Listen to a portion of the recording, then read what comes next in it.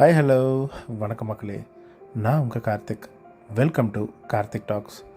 இன்றைக்கி நம்ம ரிங் எபிசோடோட 10th பார்ட்டை பார்க்கலாம். கங்கை நீருக்குள் கிடந்தாலும் அந்த மோதிரம் தன் சக்தியை காட்டிக்கொண்டே இருப்பதாகத்தான் என் தாத்தா உணர்ந்தார். அவருக்கு எப்படியாவது வெள்ளைக்கார துறையை குஷிப்படுத்தி அரசு மட்டத்தில் பெரிய பதவி ஒன்றை அடைந்திட வேண்டும் என்பது விருப்பம். அத்துடன் அப்போது ரயில் மார்க்கத்துக்காக நில ஆக்கிரமிப்பு நிகழ்ந்து தண்டவாளம் பதிக்கும் கான்ட்ராக்டை அடைய பலர் துடித்தனர். தாத்தாவும் அதற்காக எல்லா குறுக்கு வழிகளிலும் போனார். ஆனால் வெற்றி தான் கிடைக்கவில்லை. மாறாக அவரது பயணத்தில் அவருக்கு விபத்து ஏற்பட்டு கால் முறிந்து போனது. அதே விபத்தில் கையில் மோதிர விரலில் சரியான அடி. கை புக என வீங்க. அவ்வளவும் அந்த மோதிரம் வீட்டில் இருந்தது தான் காரணம் என்பதாக அவர் மனது கருதியது. அப்போதுதான் அவருக்கு அப்படி ஒரு எண்ணம் தோன்றியது. அது சோமநாத பிள்ளை. ட்ரெஸ்ஸிங் டேபிள் முன் அமர்ந்து பவுடர் பூசி கொண்டிருந்தாள் சார்லதா. அவளது செல்போன் தேவுடா பாட்டு பாடி அவளை அழைத்தது. திரையில் ராம்குமாரின் எண்கள். எஸ் சார், சொல்லுங்கள். சாரு, நான் ஒரு விஐபியை மீட் பண்ண போய்கிட்டுருக்கேன். அவருக்கு ப்ரெசன்ட் பண்ண ஒரு வெள்ளி குத்து விளக்கு வாங்கிட்டு நான் சொல்கிற அட்ரஸுக்கு வந்துட முடியுமா? With pressure sir. குட்.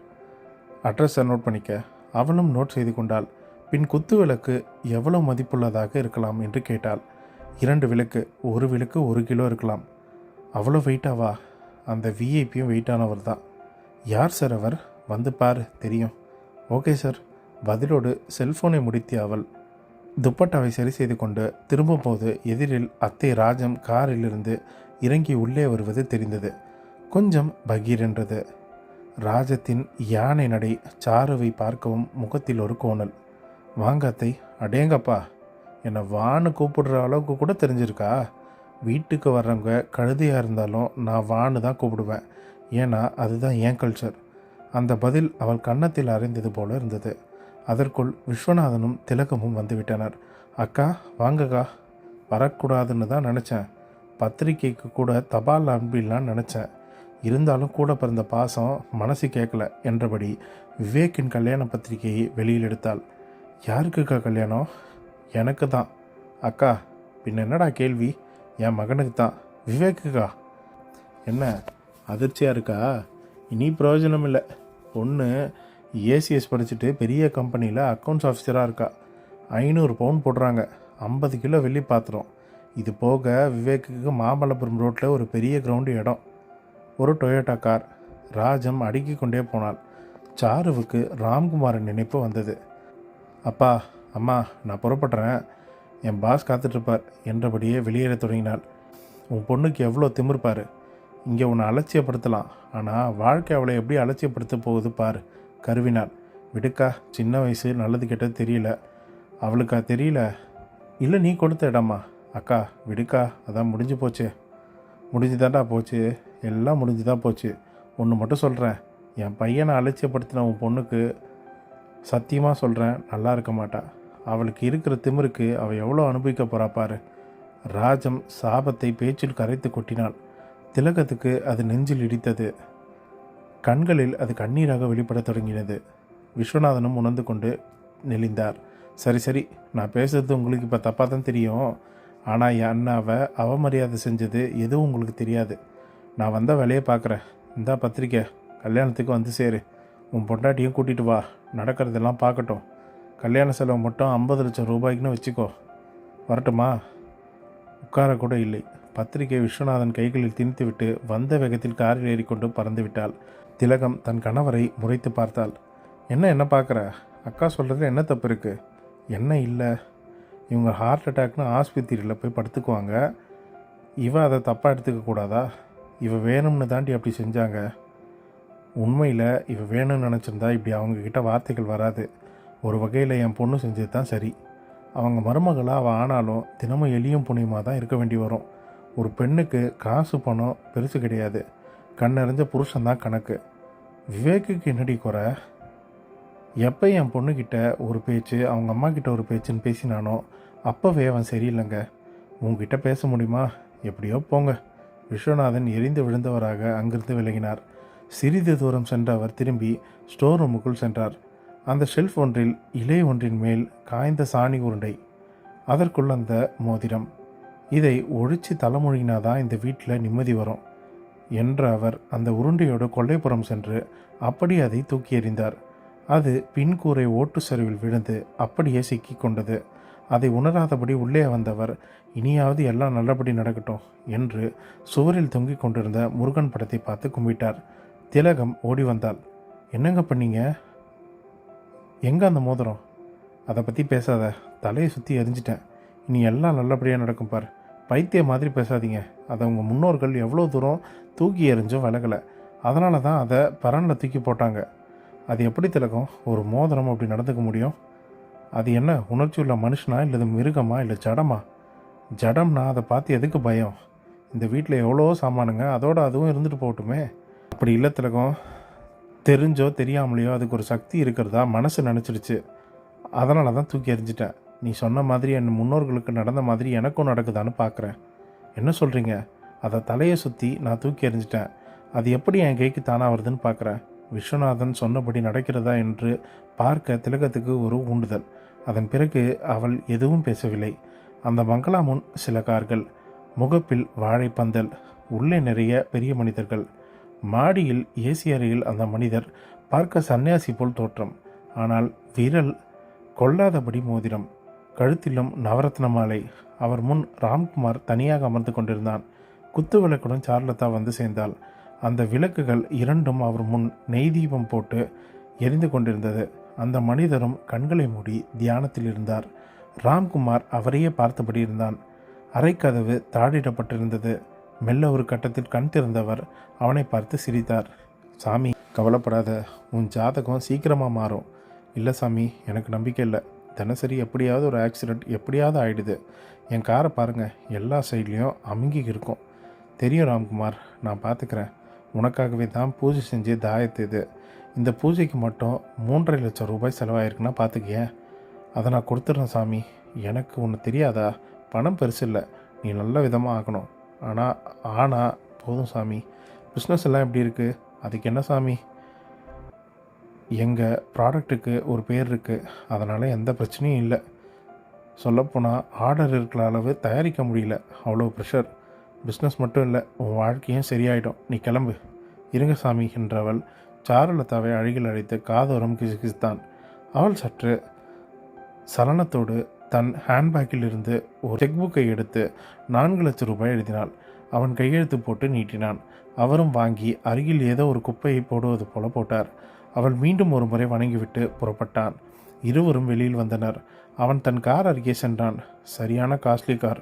அவன் குருஜியிடம் சொன்னது போல ஆங்கங்கே சொட்டை நசுங்கல்கள். அவள் முகத்தில் மாற்றம்.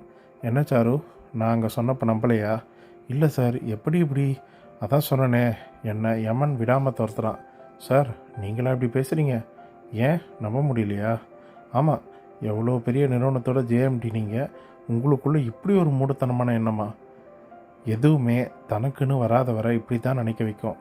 இல்லை சார், நீங்கள் அனாவசியமாக பயப்படுறீங்க. ஆமாம், இவர் யார் சார்? என்ன அப்படி கேட்டுட்ட? இவர் பெரிய மகான். அப்படியா? என்ன அப்படியா? விமானத்தில் பயணிக்கும் போது தான் இவரை பார்த்தேன். எனக்கு பக்கத்து சீட்டு. என் கைரேகையை பார்த்தே என் லைஃப்பை புட்டு வச்சிட்டாரு. அவன் காரில் ஏறியபடியே கதை சொல்ல ஆரம்பித்தான். அவளும் ஃப்ரண்ட் சீட்டில் ஏறிக்கொண்டாள். முதல்ல இந்த கைரேகை கால் ரேகை இதிலெல்லாம் எனக்கு நம்பிக்கை இல்லை. ஆனால் இவர் ஒரு விஷயம் சொன்னார். அதன்படியே நடக்க ஆரம்பித்தது தான் கொஞ்சம் கொஞ்சமாக மாற ஆரம்பித்தேன். அப்படி என்ன சார் சொன்னார்? காரை ஸ்டார்ட் செய்ய முன் டேஷ்போர்டிலிருந்து ஒரு சிறு பிளாஸ்டிக் டப்பாவுக்குள் கையை விட்டு ஒரு அபின் உருண்டையை எடுத்து நாக்குக்கு கீழே வைத்து கொண்டான். அவளுக்கு அதிர்ச்சியாக இருந்தது. எனக்கு கண்டம் இருக்கிறதா சொன்னார்.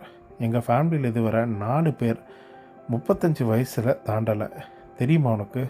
உங்கள் ஃபேமிலினா என் சித்தப்பா பசங்க, அப்புறம் என் அண்ணன், இவங்கள சொன்னேன். இவங்களுக்கு என்னவா? அவ்வளோ பேரும் போய் சேர்ந்தாச்சு. சொல்லி வச்ச மாதிரி ஆக்சிடெண்ட்டில். எங்கள் அம்மாவுக்கும் ஆக்சிடெண்ட்டில் தான் செத்தாங்க. இந்திரா காந்தி குடும்பத்தில் எப்படி எல்லாரும் வரிசையாக துர்மரணம் அடைஞ்சாங்க, அந்த மாதிரியே. அதனால் உங்களுக்கு ஆயிடுங்கிறது உங்கள் எண்ணமா? எனக்கும் அப்படி ஒரு பயம் இருந்தது. இவர் என் பயத்தை ஊர்ஜிதம் பண்ணி கைரேகை பார்த்து எனக்கு கண்டம் இருக்குன்னு சொன்னார். காரை ஓட்டியபடியே அவன் பேச அவன் சாப்பிட்ட அபின் அவனை லேசாக்கி கொண்டிருந்தது. டிரைவிங்கிலும் ஒரு சிறு தடுமாற்றம். இப்போ நீங்கள் சாப்பிட்டது போதை மருந்து தானே? எக்ஸாக்ட்லி. தயவு செஞ்சு அப்பா கிட்ட சொல்லிடாத சாரு. நான் என் மைண்டை பேலன்ஸ் பண்ணிக்க கண்டுபிடிச்சிருக்க ஒரு குறுக்கு வழி இது. தப்பு சார். இதுதான் உங்கள் கார் ஆக்சிடெண்ட் ஆகவே காரணம். நோனோ, நான் எப்பவும் ஸ்டடி.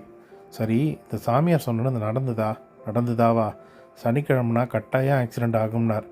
எங்கே இருந்தாவது எவனாவது வந்து ஒரு முட்டிடுறான். அது என்ன சனிக்கிழமை கணக்கு? என் ஜாதகத்தில் சனி ரொம்ப கெட்டவனா. அதனால் இதெல்லாம் நீங்கள் நம்புறீங்களா? நடக்க நம்பித்தானே வேண்டியிருக்கு. சரி, இதுக்கு முடிவு இப்போ தானே தாயத்தை கொடுத்துருக்காரு. இனிமேல் ஒரு வேளை ஆக்சிடெண்ட் ஆகாமல் போகலாம். தயவு செஞ்சு இனி நீங்கள் கார் ஓட்டாதீங்க, டிரைவர் வச்சுக்கோங்க. சாரி, அது மட்டும் எனக்கு பிடிக்காது. ஏன்னா இந்த டிரைவர் என் அப்பா கிட்டே என்னை பற்றி பற்ற வச்சிட்றான். அடுத்து வெரி ஸ்லோ டிரைவ். எனக்கு கார்னால் பறக்கணும். நீங்கள் பேசுகிறத பார்த்தா பிரச்சனை உங்ககிட்ட தாங்கிற மாதிரி நினைக்கிறேன். இல்லை சாரு, குருஜி சொன்ன மாதிரி இது எங்கள் குடும்ப சாபம். நான் முடிவு பண்ணிட்டேன், வாழ போகிறது கொஞ்ச காலம். ஆகையால் எவ்வளோ அனுபவிக்க முடியுமோ அவ்வளோ அனுபவிச்சிடணும். சாரி சார், ரொம்ப ஆபத்தான எண்ணம். எனக்கு அட்வைஸ் பண்ணுறவங்கள எனக்கு பிடிக்காது. இருந்தாலும் உனக்கு நான் விதிவிலக்கு தரேன். ஏன்னா நீ ரொம்ப அழகாக இருக்க சாரு. அவனிடம் லேசாக நாக்கு குழறியது. காரிடமும் தடுமாற்றம். சார், தயவு செஞ்சு காரை நிறுத்துங்க. எனக்கு டிரைவிங் தெரியும், நான் டிரைவ் பண்ணுறேன். நோனோ, நான் எப்பவும் ஸ்டடி. சொன்ன ஜோரில் ஆக்சிலேட்டரை ஒரு அழுத்தமான மிதி. காரும் சீரியது. நான் இப்போ எவ்வளோ சந்தோஷமாக இருக்கேன் தெரியுமா? சார், நீ எவ்வளோ அழகாக இருக்க தெரியுமா? சார், மெல்ல போங்க, பயப்படாத. சனிக்கிழமை இல்லை இன்றைக்கி, ஸோ நிச்சயம் ஒன்றும் ஆகாது. சார், நாம் இப்போ எங்கே போகிறோம்? மாமல்லபுரம் ரோட்டில் இருக்க நம்ம ஆஃபீஸ் கெஸ்ட் ஹவுஸுக்கு. அங்கே நான் எதுக்கு சார்? அந்த கெஸ்ட் ஹவுஸை நீ பார்க்க வேணாமா? சார், கீப் குவைட், பேசாம வா. ராம்குமார் அப்படியே டோட்டலாக மாறிவிட்டான். ஒரு அரை மணி நேரத்துக்கு முன் வரை மிடுக்காக ஜென்டில்மேனாக நடந்து கொண்டவனிடம் முரண்பாடான மாற்றம். காரும் புயலாய் சீறிக்கொண்டு ஒரு கெஸ்ட் ஹவுஸ் முன் நின்றது. பெரிய கெஸ்ட் ஹவுஸ் பல ஜோடிகளை விழுங்கிவிட்டு பல வண்ணங்களில் ஜொலித்தது. ராம்குமார் காரிலிருந்து தள்ளாடி கொண்டே இறங்கினான். உள்ளே நுழைந்தான். கெஸ்ட் ஹவுஸ் வாட்ச்மேன் ஓடி வந்து சல்யூட் அடித்தான். அலட்சியமாக அவனை கடந்தான். சாருலதா வெளியிலேயே தேங்கி நின்றாள். உள்ளே செல்ல என்னவோ போலிருந்தது. அவன் உள்ளே சென்று மறைந்து விட்டான். அவளுக்கு உடனடியாக எம்டி ராஜரத்னிடம் பேசினால் நல்லது என்று தோன்றியது. குட் மார்னிங் சார், நான் சாரு பேசுகிறேன். சொல்லுமா, என்ன விஷயம்? சார், நாங்கள் இப்போ மாமல்லபுரம் ரோட்டில் இருக்க கெஸ்ட் ஹவுஸில் இருக்கேன். அப்படியா? அங்கே என்ன வேலை உனக்கு? சார், நம்ம ஜேஎம்டி தான் என்னை இங்கே கூட்டிகிட்டு வந்திருக்காரு. அவர் இப்போ ஸ்டடி மைண்டில் இல்லை. What you mean? சாரு நடந்ததெல்லாம் அப்படியே கெஸ்ட் ஹவுஸ் தோட்டத்தில் நடந்தபடியே சொல்லி முடித்தாள். அவரும் அதிர்ந்து போயிருந்தார். அவனுக்குள்ளே இப்படியெல்லாம் குழப்பங்களா? குழப்பமே இல்லை சார். அவர் ரொம்ப ஸ்ட்ராங்காக பிலீவ் பண்ணுறார். எனக்கு அந்த குருஜி மேலே தான் சந்தேகம். எப்படிம்மா? சொல்ல தெரியல. அவரை பார்த்தா உண்மையாகவே சாமியாராகவும் தெரியல. 2 கிலோ வெள்ளி குத்து விளக்கு கிட்டத்தட்ட 35,000 ரூபாய். இது போக 4 லட்சம் ரூபாய்க்கு செக்கு. எனக்கு தெரிஞ்சு இன்றைக்கி இவ்வளோ போயிருக்கு. இதுக்கு முந்தி எவ்வளோ கொடுத்துருப்பாரோ. இவரோட அசட் நம்பிக்கையை அந்த ஆள் நல்லா பயன்படுத்திக்கிறான். சரி, நீ கெஸ்ட் ஹவுஸில் இருந்து கிளம்பிடு. அவன் கேட்டால் நான் கூப்பிடுறேன்னு சொல்லு, நான் பார்த்துக்கிறேன். அவர் சொல்லி முடிக்க அவனிடம் சொல்லிக் கொள்வதற்காக தயங்கி கெஸ்ட் ஹவுஸ்க்குள் நுழைந்தாள். உள்ள பாகமாய் பார்த்தாள். சார் சார் என்று குரல் கொடுத்து கொண்டே அறையாக எட்டி பார்த்தாள். எல்லா அறையும் காலியாக இருந்தது. உள்ளே விதவிதமாக கார்பெட்டுகளின் வண்ண சித்திரங்கள், ஏராளமான காஷ்மீர் கிராஃப்ட் பொருட்கள். ஒரு அறைக்குள் நுழைந்தபோது மெலிதான ஸ்ப்ரே வாசம். அதே சமயம் அவளுக்கு மெல்ல சுயநினைவு மறந்து போனது. சில நொடிகளிலேயே பொத்தென்று விழுந்து விட்டாள். இத்தோட இந்த பாகம் முடியுது. மீண்டும் அடுத்த பாகத்தை நாளைக்கு பார்க்கலாம். மறக்காமல் சேனலை சப்ஸ்கிரைப் பண்ணுங்கள், வீடியோவை லைக் பண்ணுங்கள், ஷேர் பண்ணுங்கள், கமெண்ட் பண்ணுங்கள். தேங்க்யூ.